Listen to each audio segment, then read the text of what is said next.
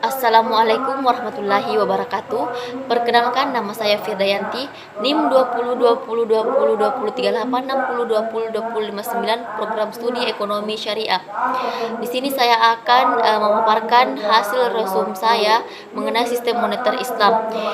Ekonomi moneter merupakan salah satu bagian dari ilmu ekonomi yang secara spesifik mempelajari tentang variabel ekonomi makro yang berpengaruh pada penawaran dan permintaan uang. Singkatnya, ekonomi moneter berbicara mengenai uang, seperti halnya pasar uang, mekanisme penciptaan uang, peranan uang, tingkat bunga, inflasi, hingga kebijakan moneter dan persoalan krisis keuangan. Ruang lingkup ekonomi moneter. Berikut ini ruang lingkup yang dibahas dalam ekonomi moneter. Yang pertama, peran dan fungsi uang dalam perekonomian. Uang dikenal menjadi sebuah alat tukar yang dipergunakan dalam perdagangan atau jual beli. Namun, sebelum mengenal uang, masyarakat melakukan transaksi perdagangan dengan sistem barter atau tukar barang. Dengan adanya kesepakatan antara kedua belah pihak yang bersangkutan, kini transaksi jual beli tak lagi menggunakan sistem barter, melainkan sudah menjadi uang sebagai alat pembayarannya. Lalu apa sesungguhnya fungsi dari uang itu? Secara umum, uang berfungsi sebagai alat tukar dan pembayaran. Uang mulai banyak digunakan masyarakat karena uang memiliki 4 fungsi.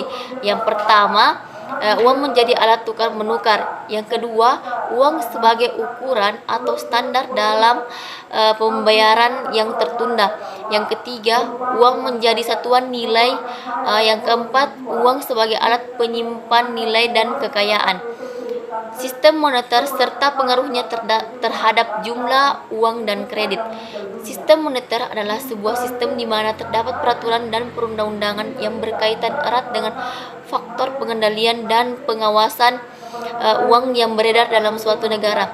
Adanya sistem moneter dapat memberikan peran penting dalam menjalankan kegiatan ekonomi. Fungsi dari sistem moneter ini antara lain adalah yang pertama, menciptakan iklim yang lebih fleksibel dan cepat dalam setiap kegiatan ekonomi, termasuk dalam pembayaran atau transaksi lainnya. Yang kedua, menentu arah kebijakan moneter yang akan berdampak pada stabilitas tingkat bunga. Yang ketiga, berperan dalam pencepatan pertumbuhan ekonomi. Bank sentral memiliki fungsi untuk mengatur sistem perbankan dalam suatu negara untuk mendorong terciptanya kegiatan ekonomi yang lebih stabil. Bank sentral juga menentukan arah kebijakan yang bertujuan menjaga dan memelihara kestabilan mata uang dan tingkat inflasi yang mungkin terjadi. Bank sentral memiliki tugas pokok yang berkaitan dengan kegiatan ekonomi dan perbankan. Beberapa tugas utama bank sentral diantaranya, yang pertama, mengatur dan menjaga seluruh kegiatan terkait dalam tujuan menjaga kestabilan nilai mata uang. Yang kedua, mendorong pertumbuhan ekonomi yang dapat meningkatkan produktivitas barang dan jasa, juga meningkatkan pembangunan negara. Yang ketiga, memiliki wewenang dalam mencetak uang baru. Yang keempat, mengendalikan jumlah uang yang beredar termasuk menarik uang yang jumlah beredarnya untuk menjaga kestabilan ekonomi.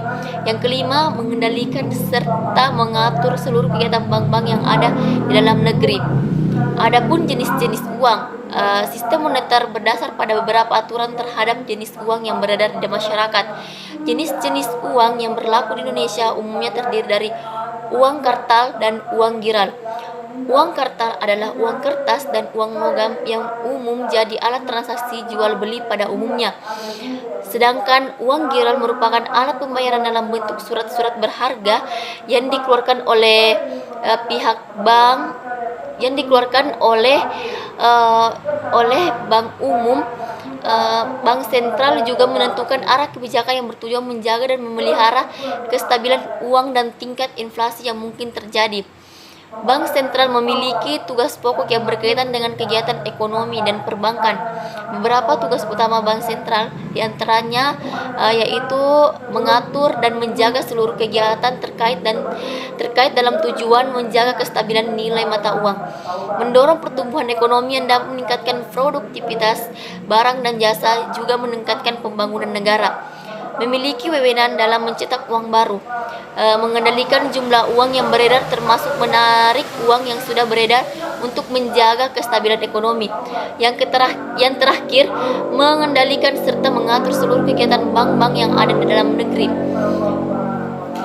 Pengaruh jumlah uang dan kredit terhadap kegiatan ekonomi. Berikut ini beberapa pengaruh jumlah uang dan kredit terhadap kegiatan ekonomi. Yang pertama, tingkat pertumbuhan ekonomi. Yang kedua, tingkat suku bunga. Yang ketiga, daya beli masyarakat. Yang kelima, pembayaran serta sistem moneter internasional. Konsep dasar ekonomi moneter. Konsep dasar ekonomi moneter terbagi menjadi dua golongan, yaitu konsep ekonomi moneter konvensional dan konsep ekonomi moneter Islam. Yang pertama, konsep ekonomi moneter konvensional. Konsep ekonomi moneter konvensional adalah sebuah konsep di mana instrumen utamanya dalam kebijakan moneter yang digunakan adalah tingkat suku bunga. Yang kedua, konsep ekonomi moneter Islam. Tak seperti konsep ekonomi moneter konvensional yang mengutamakan tingkat bunga, konsep ekonomi moneter Islam justru menghindari atau bahkan melarang hal tersebut. Pasalnya, dalam ekonomi syariah, bunga dianggap sama dengan sistem riba. Demikianlah hasil resume saya. Saya akhiri dengan ucapan wabillahi taufiq wal hidayah. Wassalamualaikum warahmatullahi wabarakatuh.